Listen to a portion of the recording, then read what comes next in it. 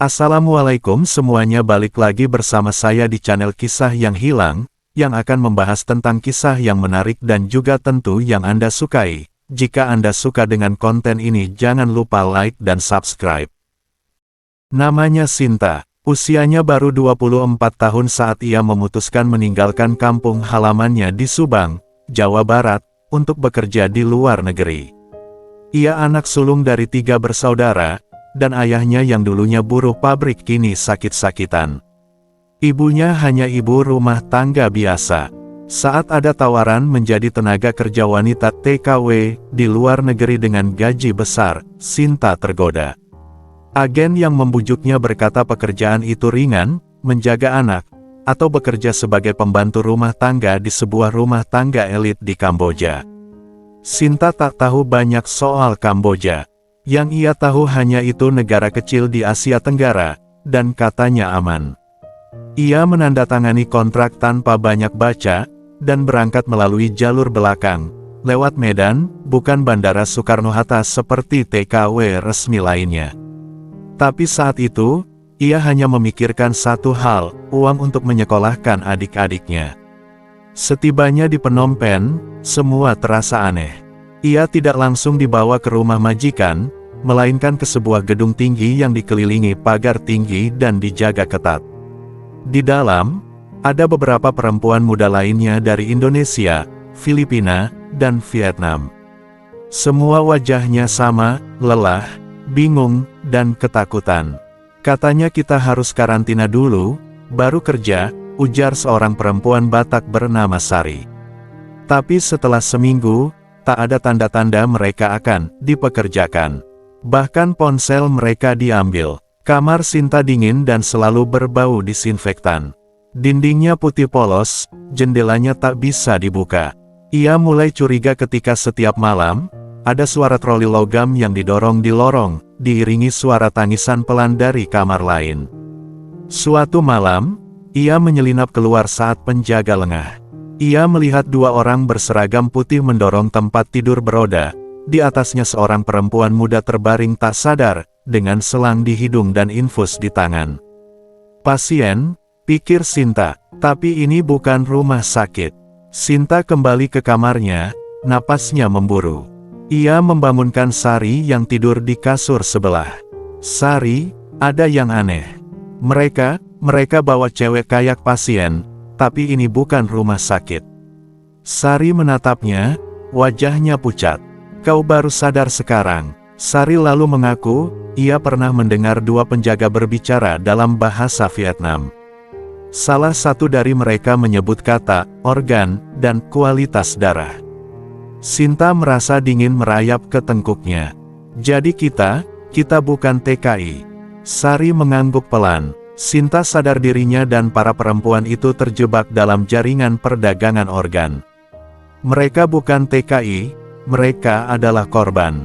Dan yang lebih mengerikan, tidak ada yang tahu mereka ada di situ. Setiap hari, satu demi satu gadis dari kamar lain menghilang.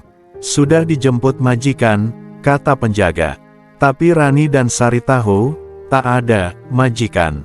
Malam berikutnya, Sari tak kembali ke kamar. Hanya tersisa sendalnya di bawah tempat tidur. Sinta duduk di sudut kamar, memeluk lututnya, menggigil. Ia harus keluar, tapi bagaimana? Kehilangan Sari membuat Sinta semakin yakin, ia harus keluar. Tak bisa menunggu penyelamatan dari luar, karena bahkan keluarganya pun tak tahu persis ia berada di mana. Ia mulai memperhatikan pola, penjaga berganti setiap 6 jam, ada 1 jam, sekitar pukul 2 dini hari, di mana hanya 1 penjaga berjaga di lantai tempat kamarnya. Malam itu, Sinta pura-pura sakit. Ia muntah-muntah dan menggedor pintu. Penjaga datang, seorang pria Kamboja berperawakan kurus. Ia membuka pintu dengan raut kesal. Saat pria itu mendekat, Sinta mengambil kursi kecil dari sudut kamar dan menghantamkan ke punggungnya. Pria itu roboh, tak sadarkan diri. Dengan tangan gemetar, Sinta merogoh saku penjaga itu, menemukan kunci dan kartu identitas. Ia mengganti baju dengan seragam pasien berwarna biru muda yang tergantung di belakang pintu, lalu menyusuri lorong dengan langkah pelan dan cepat. Hatinya berdegup kencang saat melewati kamar lain yang pintunya tertutup rapat. Di ujung lorong, ada pintu besi. Ia membuka pakai kunci yang didapat, lalu berlari menuruni tangga darurat. Pintu keluar lantai dasar terkunci, tapi kartu identitas di tangan Sinta ternyata bisa membuka sistem otomatis itu. Begitu keluar, udara malam Phnom Penh menerpa wajahnya. Bangunan itu ternyata berada di kawasan sepi, dikelilingi gedung-gedung kosong dan ruko tertutup. Sinta tak tahu harus kemana. Tapi ia terus berlari, berbelok ke gang, menghindari jalan utama. Setelah sekitar 2 jam menyusuri kota yang asing, Sinta akhirnya melihat lampu menyala terang di sebuah warung makan kecil. Ia masuk dengan napas terengah dan baju penuh debu. Pemilik warung, seorang perempuan parubaya, menatap Sinta dengan heran. "Bahasa Inggris?" tanyanya. Sinta mengangguk pelan. "Aku dari Indonesia," ujar Sinta terbata-bata. "Tolong, aku diculik. Aku bukan pekerja. Mereka ambil organ orang." Perempuan itu terdiam, lalu dengan cepat ia menutup pintu dan menurunkan tirai. Ia menyuruh Sinta duduk. "Aku tahu tempat seperti itu," katanya dalam bahasa Inggris yang kaku. "Aku pernah bantu satu gadis Vietnam kabur dari sana.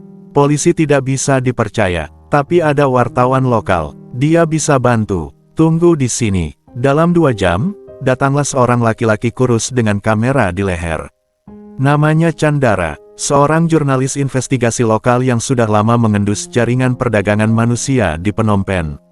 Sinta menceritakan semuanya, tentang agen di Indonesia, perjalanan ke Medan, lalu Phnom Penh, dan gedung tempat ia disekap. Dara tampak tegang, lalu menunjukkan beberapa foto di ponselnya. "Ini bukan gedung baru, sudah 5 tahun, tapi selalu berganti nama. Tidak pernah ada penyelidikan resmi karena orang-orang penting punya saham di sana." Dara berkata, jika Sinta bersedia bersaksi, ia akan membantu menyembunyikannya dulu, lalu menghubungi LSM internasional yang fokus menangani perdagangan manusia. Tapi resikonya besar, jaringan itu kuat, dan mereka pasti akan mencarinya. "Kalau kamu mau kembali ke Indonesia diam-diam, aku juga bisa bantu. Tapi gedung itu akan tetap berdiri, dan gadis-gadis lain akan tetap masuk," kata Dara. Sinta memandang lantai. Ia teringat wajah Sari. Terbayang suara tangisan samar dari lorong itu. "Aku akan bantu. Aku akan bersaksi." Sinta dipindahkan ke tempat aman di pinggiran Phnom Penh.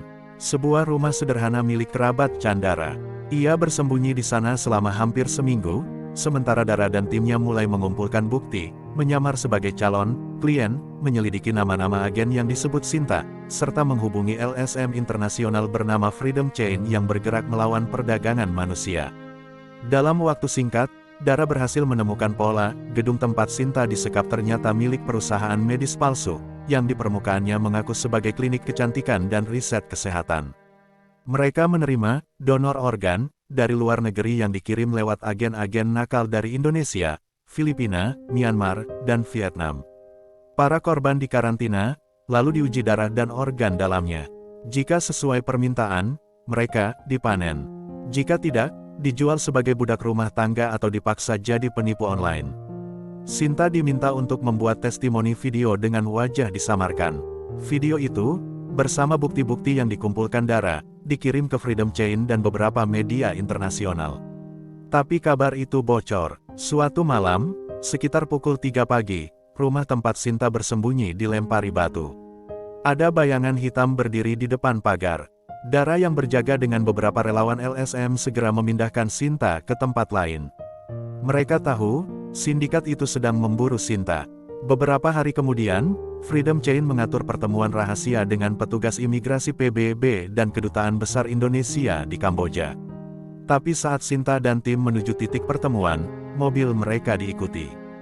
Dara mengambil jalan tikus, masuk ke pasar tradisional dan mengganti kendaraan. Tapi mereka tahu, waktunya tak banyak. Sinta semakin ketakutan. Setiap kali ia melihat pria asing menatapnya, pikirannya langsung melayang ke lorong putih dan bau disinfektan. Ia bahkan mulai bermimpi buruk, mendengar suara tangisan samar Sari setiap malam. Tapi ia juga tahu, jika ia mundur sekarang, semua usahanya sia-sia. Ia menulis surat untuk keluarganya di Subang, melalui seorang staf LSM. "Ibu, Sinta masih hidup. Tapi Sinta belum bisa pulang sekarang, Sinta janji, ini untuk masa depan yang lebih baik. bukan cuma untuk Sinta, tapi untuk banyak gadis lain di luar sana. Doakan Sinta kuat. Video kesaksian Sinta akhirnya diunggah oleh Freedom Chain, disertai investigasi lengkap oleh Dara. Dalam 24 jam, berita itu meledak di media internasional. Pemerintah Kamboja mendapat tekanan besar dari luar negeri. Di hari yang sama, gedung tempat penyekapan itu digerebek. Beberapa korban ditemukan masih hidup. Sebagian besar trauma berat. Sayangnya, Sari tidak ada di sana. Tapi catatan medis menunjukkan, ia kemungkinan besar telah dipanen 3 hari setelah hilang. Polisi Kamboja menahan beberapa pelaku lapangan, tapi nama-nama besar, termasuk pengusaha dan politisi, belum tersentuh. Sinta diminta kembali bersaksi di pengadilan, tapi ia kini menjadi target nyata. Freedom Chain memutuskan memindahkan Sinta keluar dari Kamboja, bukan ke Indonesia, tapi ke negara transit rahasia, sampai situasi aman.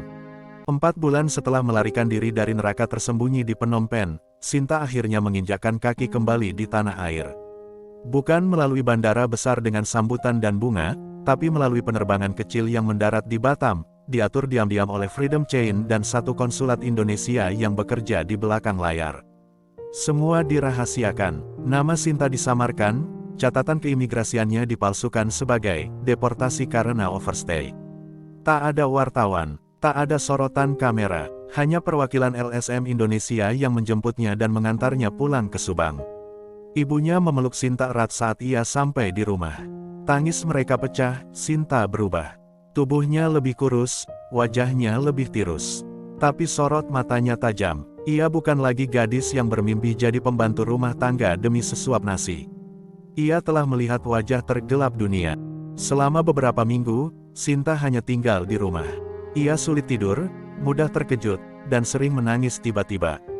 Tapi perlahan, dengan bantuan psikolog dari LSM, ia mulai bicara. Tentang Sari, tentang suara-suara di lorong, tentang keputusan yang membuatnya bertahan saat seharusnya ia bisa menyerah. Freedom Chain menghubunginya lagi, menawarkan satu hal yang tak pernah ia pikirkan, menjadi pengisi suara untuk kampanye edukasi bagi para perempuan di desa-desa Indonesia yang rentan dijebak seperti dirinya. Sinta ragu, tapi setelah beberapa hari berpikir, ia setuju. Ia mulai ikut pelatihan, berbicara di forum-forum kecil, lalu makin besar. Namanya tetap disamarkan, tapi wajahnya mulai dikenal. Ia bukan lagi korban, tapi pejuang. Di sebuah forum di Yogyakarta, setelah ia bercerita, seorang perempuan muda mendekatinya. Wajahnya pucat, matanya berkaca-kaca. "Kak, aku hampir ikut agen yang katanya mau kirim aku ke Myanmar. Tapi setelah lihat video kakak, aku batalin." Sinta tersenyum. Untuk pertama kalinya, hatinya terasa ringan. 2 tahun setelah kepulangannya, Sinta mendapat kabar bahwa Chandra, wartawan yang menyelamatkannya, ditangkap.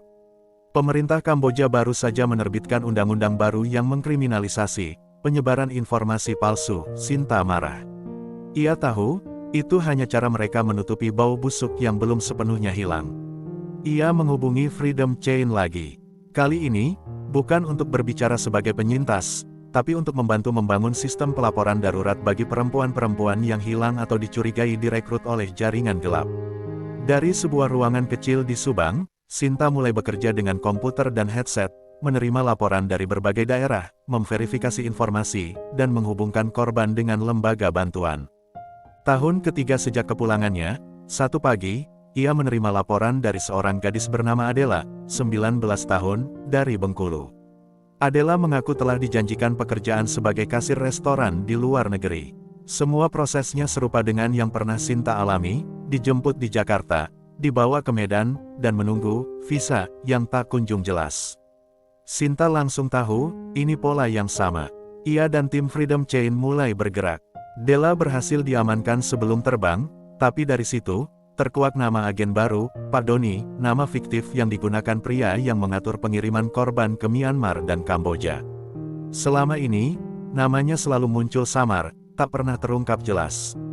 Tapi kali ini, ada titik terang. Melalui pelacakan komunikasi, mereka tahu bahwa Pak Doni akan melakukan transaksi besar di Bangkok, Thailand, sebuah negara di mana jaringan sindikat biasanya merasa cukup aman dari pengawasan publik. Dan di sanalah operasi penyelamatan berikutnya direncanakan. Sinta diminta ikut ke Bangkok, bukan sebagai saksi, tapi sebagai umpan. Ia akan menyamar sebagai korban baru, seseorang yang tertarik bekerja di luar negeri. Freedom Chain bekerja sama dengan aktivis lokal dan 2 jurnalis investigatif dari Jepang yang juga sedang menyelidiki perdagangan organ lintas negara. Keputusan itu berat, Shinta tahu risiko besar menanti. Tapi ia juga tahu, hanya orang dalam yang bisa membuka pintu kebenaran sepenuhnya. Ia menjalani pelatihan intensif, dan menggunakan alat perekam kecil yang ditanam di anting-anting. Semuanya harus berjalan sempurna. Hari H tiba, di sebuah apartemen murah di pinggir kota Bangkok, Shinta dipertemukan dengan agen yang katanya bernama Rizal. Tapi saat pintu dibuka, jantung Shinta seakan berhenti berdetak. Dia mengenali pria itu. Dia adalah salah satu penjaga lorong di Phnom Penh, yang dulu biasa mendorong ranjang tempat para korban dipindahkan. Yang dulu tak pernah bicara, tapi tatapannya seperti peluru dingin. Sekarang, dia tersenyum seolah tak terjadi apa-apa. Lama nggak lihat cewek Indonesia yang cantik begini, katanya. Tenang, kerjaannya gampang. Cuma jaga toko. Kalau cocok, kita kirim ke tempat yang lebih enak. Shinta hampir goyah. Tapi ia menunduk, menyembunyikan kegugupan. Siap, Bang. Hari berikutnya, Shinta dipindahkan ke sebuah tempat mirip hostel yang gelap dan sempit. Ia tak boleh keluar, ponsel diambil, makanan hanya dikirimkan sekali sehari. Suasananya mirip Phnom Penh. Terlalu mirip. 3 hari ia di sana, sambil terus merekam dan mengirimkan sinyal lewat alat tersembunyi. Tapi pada hari keempat, tiba-tiba sinyal terputus. Freedom Chain panik. Sinyal Shinta hilang dari radar. Ternyata, sindikat itu memindahkan semua korban ke tempat lain secara mendadak. Shinta dibawa naik mobil van, dengan tangan di borgol plastik. Bersamanya ada 3 perempuan lain, 2 dari Indonesia, 1 dari Laos. Shinta mencoba tetap tenang, mengingat semua pelatihan yang ia jalani. Mobil van itu melaju cepat melewati jalanan gelap di pinggiran Bangkok. Tak ada suara, hanya gemerisik napas gugup dari para perempuan di dalamnya. Tempat tujuan mereka bukan kota, melainkan pinggiran, atau bahkan hutan. Setelah hampir 2 jam, mobil berhenti di sebuah bangunan kecil di tengah perkebunan sawit. Tempat itu dikelilingi pagar seng tinggi, bangunan tampak kosong, tak ada tanda-tanda aktivitas, kecuali suara mesin kecil dari dalam, suara alat medis. Mereka dipisah, Shinta dibawa ke ruangan tersendiri, diikat ke ranjang besi, dan diberi suntikan cairan bening. Tapi sebelum suntikan itu bekerja penuh, ia sempat menatap satu wajah. Pria itu tak asing, dengan rambut tipis, kacamata hitam, dan wajah datar. Pak Doni, sayang ya, ucapnya pelan. Padahal kamu pintar, tapi terlalu banyak tahu. Kesadaran Shinta mulai kabur, tapi di tengah kabut pikirannya, satu suara terdengar dari luar bangunan. Polis, Don Move. Semuanya terjadi begitu cepat, tembakan meledak. Jeritan terdengar dari luar, lalu kaca pecah dan asap masuk. Seorang pria berpakaian hitam menerobos masuk ke ruang tempat Shinta dirantai. Ia menendang pintu, membuka ikatan, dan menyuntikkan sesuatu ke lengan Shinta. Bangun, Shinta, kami dari tim Freedom Chain. Kita keluar sekarang. Dengan tubuh masih lemas, Shinta digendong keluar. Suasana di luar bangunan seperti zona perang. Aparat Thailand yang bekerja sama dengan Freedom Chain menembaki anggota sindikat yang mencoba kabur. Beberapa mobil terbakar, dan dari kejauhan, Shinta melihat 2 perempuan lain yang bersamanya di dalam mobil berhasil diselamatkan. Shinta dirawat selama seminggu di rumah sakit Thailand dengan pengamanan ketat. Ia mengalami overdosis obat penenang, tapi jiwanya selamat. Saat sadar, yang pertama ia tanyakan adalah nasib gadis-gadis lain. Selamat, kata Chandara, yang ternyata diam-diam menyusul ke Bangkok setelah mendengar Shinta hilang. Shinta akhirnya kembali ke Indonesia, kali ini bukan sebagai korban yang diselamatkan, tapi sebagai pahlawan. Ia tak hanya berhasil bertahan, tapi berhasil menyelamatkan nyawa orang lain, dan membawa bukti langsung jaringan perdagangan organ internasional yang lebih luas dari yang diduga. Shinta menolak semua tawaran media. Ia memilih kembali ke kampungnya, hidup sederhana, dan tetap bekerja diam-diam sebagai penyelamat senyap. Dan berjanji, aku akan terus berjuang, sampai tak ada lagi perempuan yang dikirim untuk mati dalam diam. Shinta, perempuan yang pulang dengan luka, tapi kembali dengan api. Adalah kisah tentang kekuatan perempuan yang tak hanya selamat dari kegelapan, tapi memilih untuk melawan dari dalam. Ia adalah suara bagi yang dibungkam, pelindung bagi yang terperangkap, dan cahaya bagi mereka yang hampir padam. Dari desa kecil di Jawa Barat, hingga lorong-lorong gelap di Kamboja dan Thailand, Sinta membuktikan bahwa luka bisa berubah menjadi senjata, dan keberanian bukan berarti tak takut, tapi tetap berjalan meski takut itu tak kunjung hilang.